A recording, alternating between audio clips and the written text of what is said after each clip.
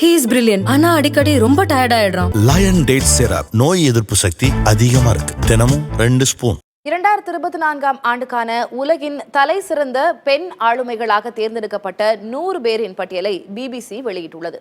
மல்யுத்த நாயகி வினேஷ் போகட் உள்ளிட்ட இந்தியர்கள் 3 பேர் இதில் இடம்பெற்றுள்ளனர்.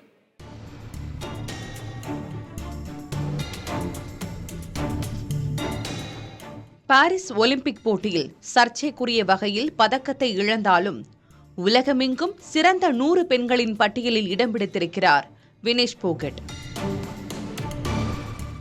3 முறை ஒலிம்பிக் களம் கண்ட சாதனையாளரான வினேஷ் போகட் தேசம் முழுவதும் போற்றப்படும் வீராங்கனையாக இருக்கிறார். உலக சாம்பியன்ஷிப், காமன்வெல்த் விளையாட்டுப் போட்டிகள் மற்றும் ஆசிய போட்டிகளில் சாதித்து காட்டியிருக்கிறார்.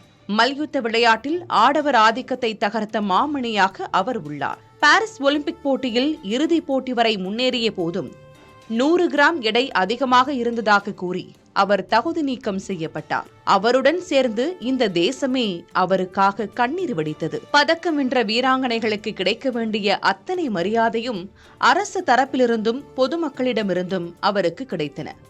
அதே வேளையில் இந்திய மல்யுத்த சம்மேளன தலைவர் மீதான பாலியல் விவகாரத்தையும் அவர் கைவிடவில்லை. ஒலிம்பிக் முடிந்த பிறகும் அவரது போர்க்குரல் ஒலித்துக் கொண்டே இருக்கிறது.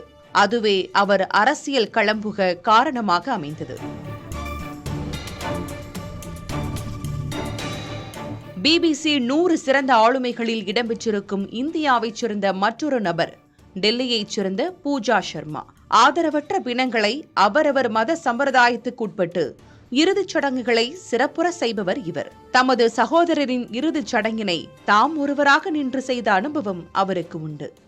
அந்த வழிதான் இத்தகைய சேவையின் பக்கம் அவரது வாழ்க்கையை திருப்பிவிட்டது. பிரைட் தி சோல் என்ற சேவை அமைப்பை நிறுவி அதன் மூலம் நற்காரியங்களை செய்து வருகிறார் பூஜா சர்மா. கடந்த 2 வருடங்களில் பல்வேறு மதங்களைச் சேர்ந்த 4000 நபர்களுக்கு இறுதி காரியங்களை செய்திருக்கிறார் பூஜா சர்மா. சென்னையைச் சேர்ந்த சமூக சேவகர் அருணா ராயும் இந்த பட்டியலில் இடம் பிடித்திருக்கிறார். 78 வயதாகும் அருணா ராய் கடந்த 40 ஆண்டுகளாக கிராம மக்களின் முன்னேற்றத்துக்காக முழு அர்ப்பணிப்புடன் களப்பணியாற்றி வருகிறார். மக்களிடம் வெளிப்படைத்தன்மையுடன் அரசு நடந்து கொள்ள வேண்டும், நியாயமான ஊதியம் வழங்கப்பட வேண்டும், அரசிடம் சரியான தரவுகள் இருக்க வேண்டும் என்பன உள்ளிட்ட மைய கொள்கையுடன் சமூக சேவையாற்றி வருகிறார் அருணா ராய்.